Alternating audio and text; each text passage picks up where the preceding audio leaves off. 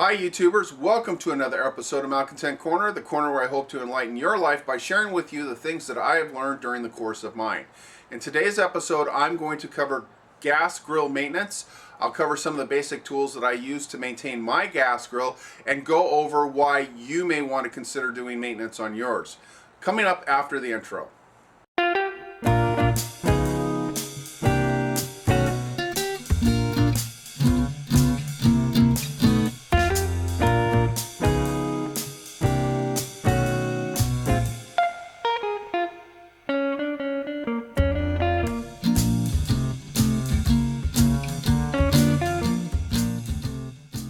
Welcome back. In full disclosure, I grill an awful lot. Typically once per week, sometimes even more depending on weather and what I happen to have.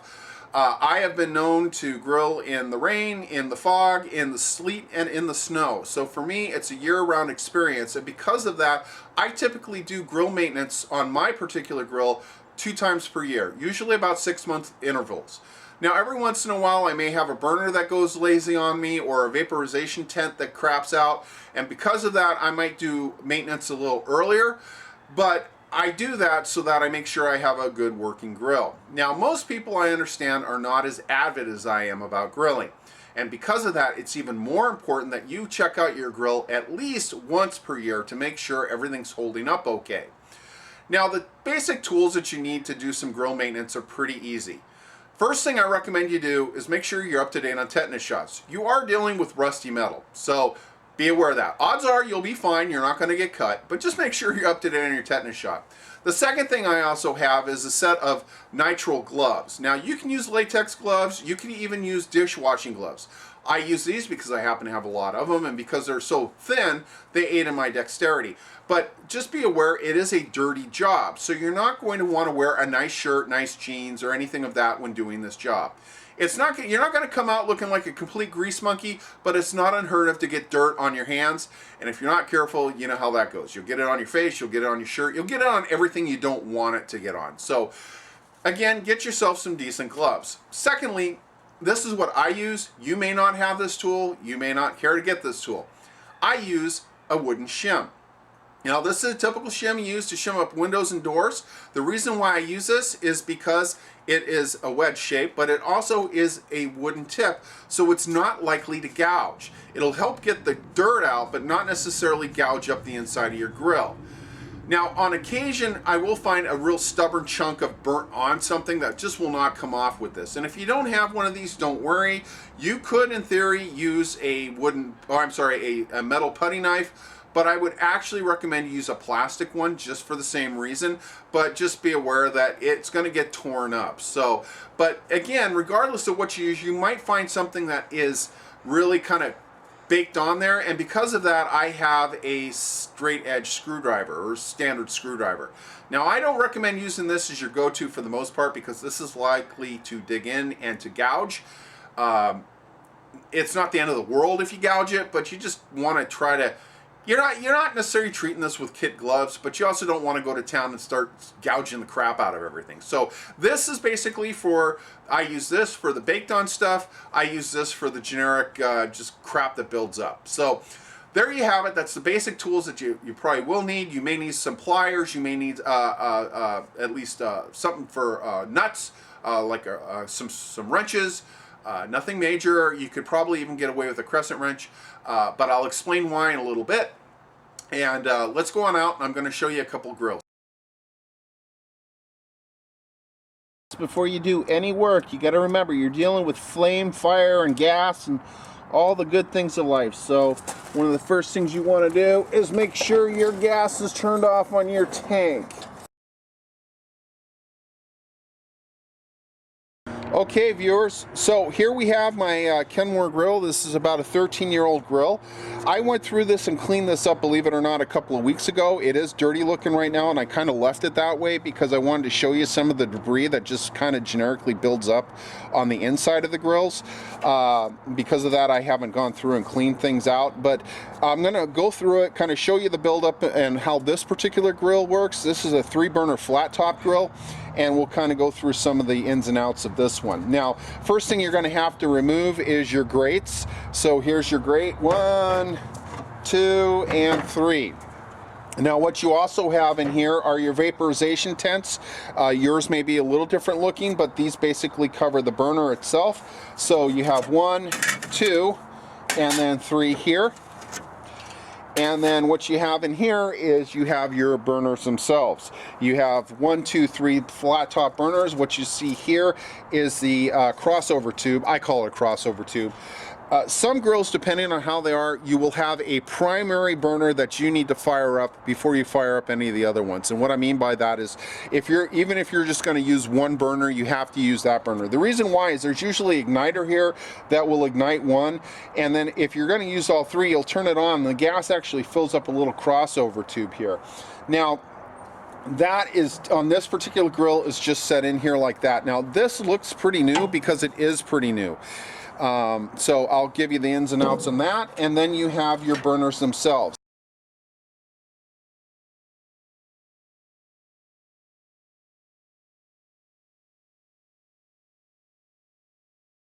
Now on this particular grill, there is a front panel on here. I'm not going to show it to you, but there's a front panel on here that has the controls on it. There are 2 screws on each side of that, and you will basically pull the screws and pull the burners out. Now this grill, I've had it such a long time, I know how to cheat, as I call it, the burners out. And I can do that just by flexing it a little bit, and I can pull them out. There's 1, there's 2, and there is 3. This one's a little finagly because you got the igniter, but there's 3. There we go. And this is a flat top burner because it looks just like, I actually tend to call them pancake burners, but they're flat top burners because they're like they're just flat. Now what you're going to go through and do when that's done is you will grab your tools and you're just going to clean this kind of crap out. Now again, you're not going for perfection here, but you're just going to go through and clean the gunk out. You know, you just want to go through and get a majority of the crap out. You're not going for spotless here. Now this I got cleaned up a few weeks ago, and we're already getting a pretty good collection of just dirt and filth in here, but this is just common stuff that builds up in the bottom. That's some cheese. You might get a chunk of meat that falls in there, a piece of chicken or hamburger. It's quite common for stuff just to build up in here, and it doesn't take a whole long before it really becomes a caked on mess. Now your grill, depending on how it is, will have typically a tray and a catch can. That's typically down here, and what this is in theory grease would drop down here, go into here. This is just in general just going to become a mess. This will probably get a lot of junk in there, but these will typically pull out. As you can see here, you can pull it out depending on your setup, but I'm just going to go through and clean crap out. Now, you remember earlier I was telling you about the straight edge screwdriver. I use that for like here. You know, there's little knobs and tubes around here, or little bumps, and it's hard to get this in there. So I'll just go through to get some of this crap just cleaned out in here. Now, I'm not going to town on it. I'm just trying to get some more crap out. You don't even pretty much probably have to bother with it, but I just do it for general grill maintenance. It's also good to get in here to get the corners out. And that's what I use this for. But I don't use this very often.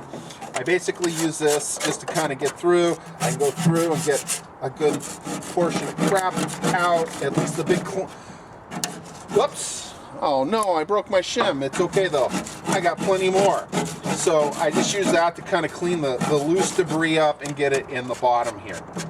Now once it's in the bottom, down below, you can go through and either vacuum it out. I wouldn't recommend that. In my case, I can just pull this whole tray out and get it and dump it all in the garbage can. So I just go through. I mean, there you go. Now again, I cleaned this grill just a few weeks ago, so it's not too bad. But basically, you just go through and get all the loose debris out. Now yours may just be a solid piece here with a hole and a catch can. In this case, the whole thing slides out like such, get this out of here, and I can show you what it looks like. Now, as you see, there's a big hole in the bottom there, and that's because you have your catch can here. This is just a gravity held thing. It's got notches on there, so it doesn't, you can see the notch here, a notch here. So to get it up, you just lift it up. It will be a little finagly, but it slides out. That's all the grub. Now this is crap after maybe 2 weeks of use. So if you haven't cleaned your grill in a while, well, that'll give you an idea of the amount of crap that builds up in it. Now in something like this, you're gonna find a lot of stuck on grease. It's okay to use a little more vim and vigor on it. Because it's just going to be hard to get out of there. But you know, this is usually consumable items. As you see, they're pretty rusty looking. I replaced this piece right here probably about a year ago. This is the original catch can, but I even have a spare one of those because they do get worn out. So you know, you have this here, and then you have this, and these take a beating, and as you see, it's all rusty and crusty. On mine, what I was finding was the edges were rotting out on it. So anyways, there you have it. I'll be right back. I'm going to dump this in the garbage can and we'll put it back together.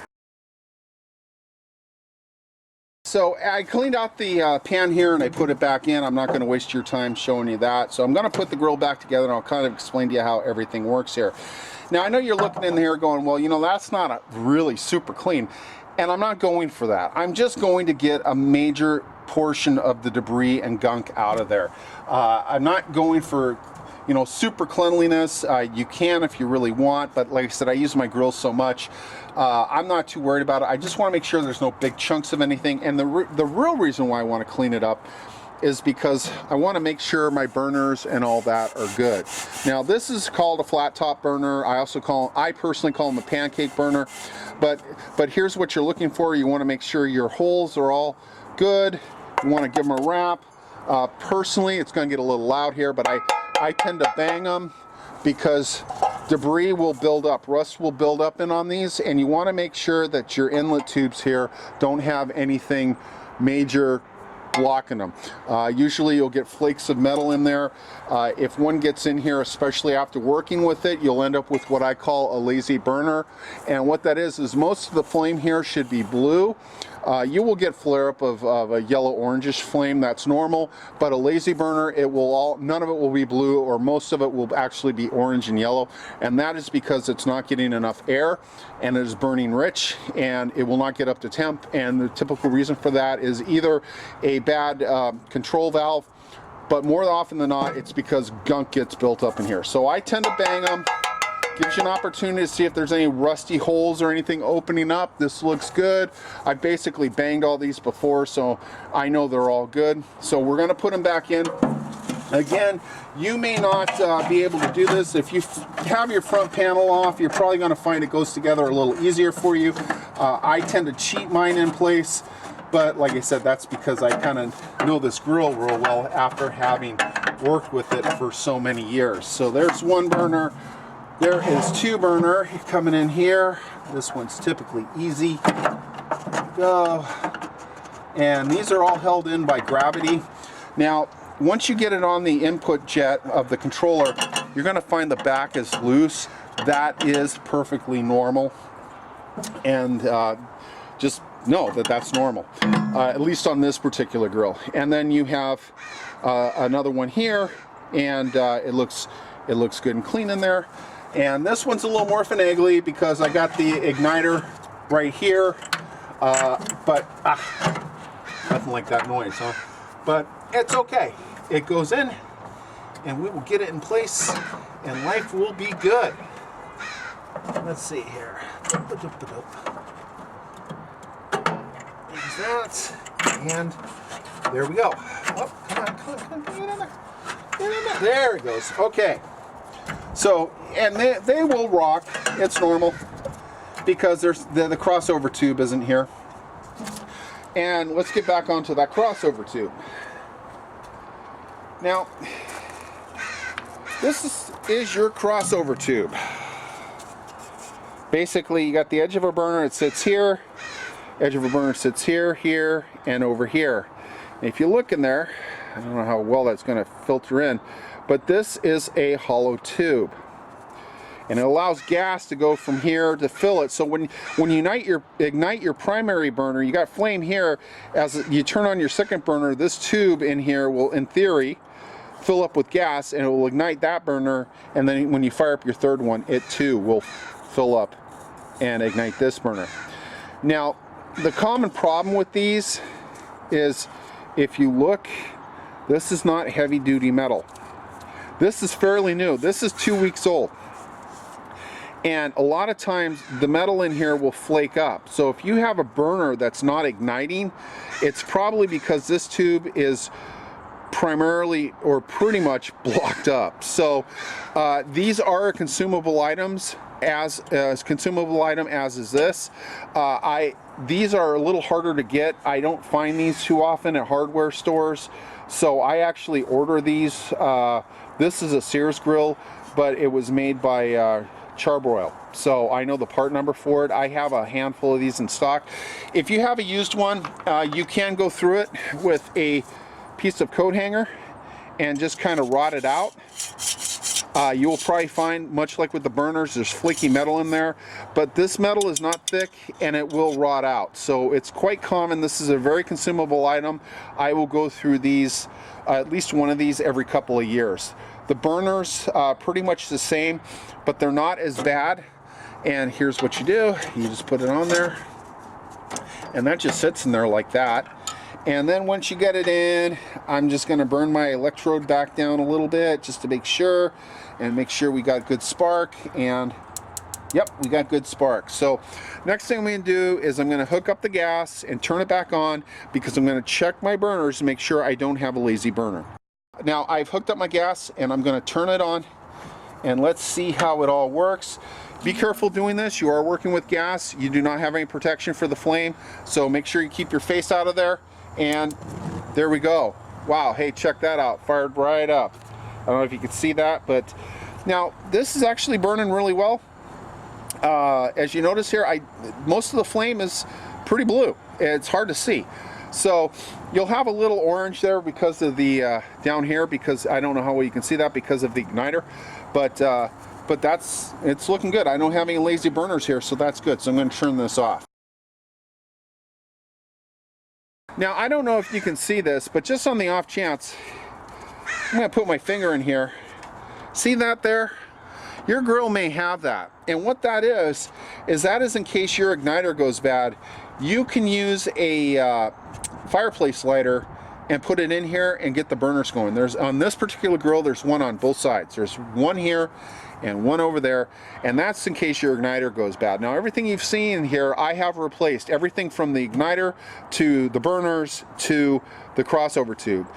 For the most part, I get a couple years out of the burners. I might get 2 years out of the crossover tube, but that's just to kind of give you an idea. Now the last thing we're going to deal with here, you'll get more miles out of your burners if you take care of your vaporization tents, and that are these right here. Now these are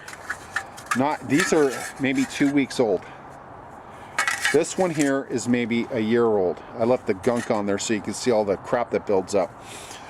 Typically what will happen is these will start rusting out. And once they start rusting out, they go really quick. And the thing is once they rust out and give away, all this crap that ends up on this will end up on your burner. So your burner will not last very long. So what I recommend doing is just going through and giving them a check over. You can look at them underneath, kind of go over them, flex them. If you find it's getting paper thin, it's probably time to replace them. In order to clean these, at least on this model, I just use the edge of another one and do this. I just go down it, and that will help clean up most of the gunk. You're going to want to do this over a garbage can. I'm not going to town on this one, but it'll scrape loose most of the loose stuff. You can do it like here's a new chunk there. You can just go over it, and it'll help just flake some of the crap off. These I will get maybe a year out of it. These are fairly new. They're only a couple weeks old. This one's probably a good year old. I'll probably get another year out of this. But these take a beating. And once, like I said, once these go, all this debris and crap will end up on your burner. So here we go. We're just going to slap these back in here. 1, 2, 2, and get that one clean, and 3. And there you have it. Your grill is now back together and you are in working. So there's 1, sorry, there's 2, there's 3, and we're actually in pretty good shape now. So then it's just a matter of putting your grills back on. You can clean them up. I usually will take them with a wire brush. I'm sorry, not your grill, your grates. I will typically take these over to a garbage can and go over them with screwdriver to get in some of the crevices here, and the wire brush to clean it up, and kind of go through it and get all this debris off. So anyways, there's grill 1. Let's go through grill 2.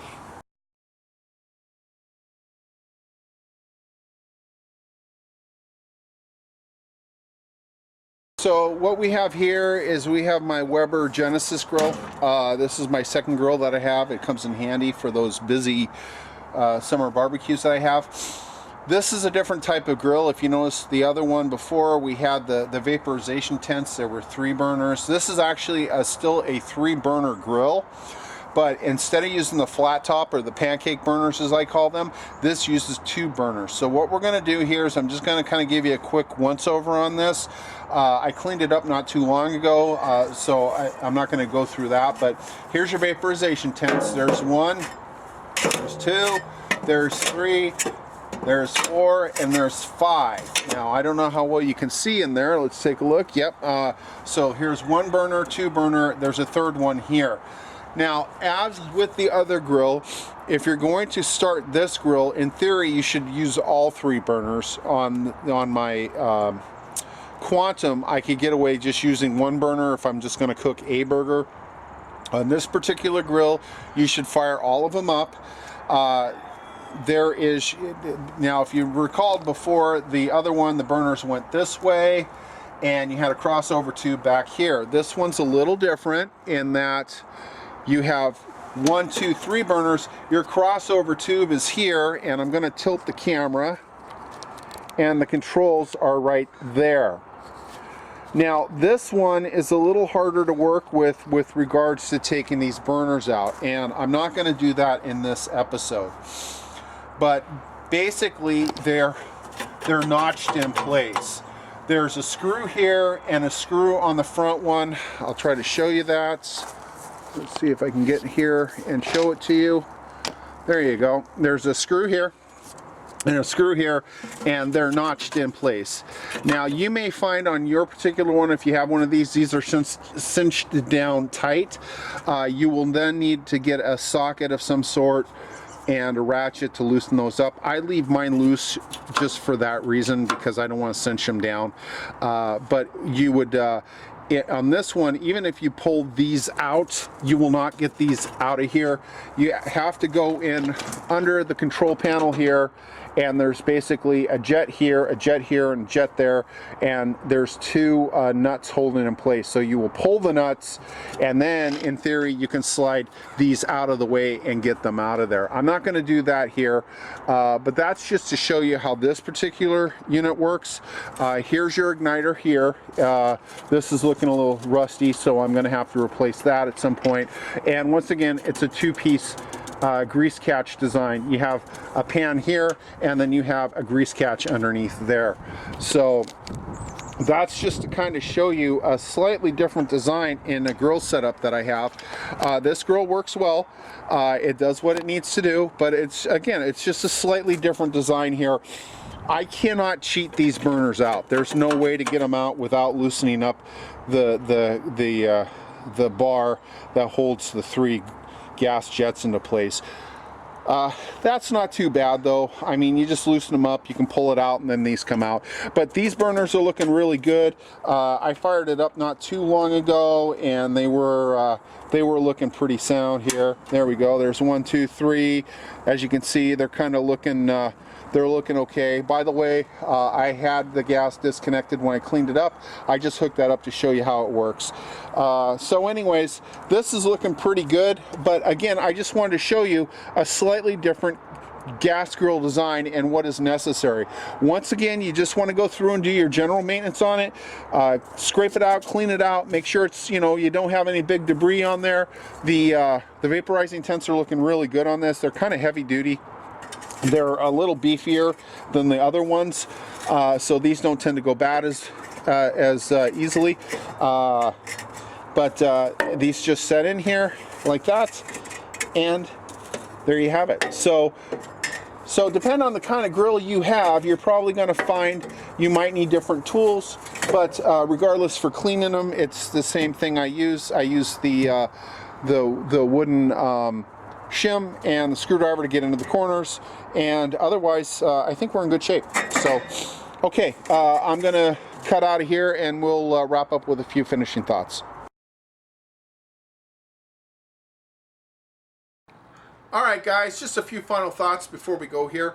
I just showed you two of the multiple kinds of grills and burners that are out there. You have the Kenmore, which is a flat top. You have the Weber, which is a long tube. There are also short tube burners out there, and U tube burners that look like a giant U, and H burners that look like a giant H, and what I call the racetrack burner. Basically is a 15-inch long oval burner. That's just to name some of them. Now, you don't always have to pull the burners out to do grill maintenance, so I don't want you to think that you have to. On the flat top burner, I do it because it's easier for me to get in there and clean all the dirt and debris out. I also, because I know the grill so well, can cheat the burners out without having to pull the front gas control manifold. So for me, it's a no-brainer. I just pull them. Your mileage may vary, but don't feel as though you have to pull the burners out. If you're intimidated by it, leave them in place. This is especially going to be true if you have U-type or H burners, or even the racetrack burners, as I call them, because they tend to be hard mounted through the bottom of the grill, and I find that the nuts and the studs on them are rusted and corroded in place, and I can't get them out without breaking them. So I only typically will pull those burners if I have to replace it. As you saw in the Weber, I don't have to pull it at all because it's a bit of a bear to pull them, and there's plenty of room for me to get in there and clean everything out. So while I'm in there, I can clean it all out and I can take stock of how the burners look. Now on the flat top burner, I just tend to pull them, like I said, because it's easier for me to get in there, but it's not a necessity. It's just what I do. But again, it's just an idea to get you out there to at least look at your grill, clean out the debris, take a look at your vaporization tents and see how your burners are. If your vaporization tents are shot, I can guarantee you your burners are probably not going to be long for the world, because all that dirt and debris that should end up on the tent is now ending up on the burner, and it will burn it out really quick or rust it out really quick. So anyways, take some time, go out, do a little bit of maintenance. You'll probably find your grill will last a lot longer. That's what I have for you in this episode of Malcontent Corner. I hope you found it of use. If you did, please give me a thumbs up. If you really like my channel, feel free to subscribe. But no, as always, I do appreciate you taking the time to watch me, and to hopefully I have enlightened your day just a little bit more. So until then, you take care of yourselves, and I will talk to you later.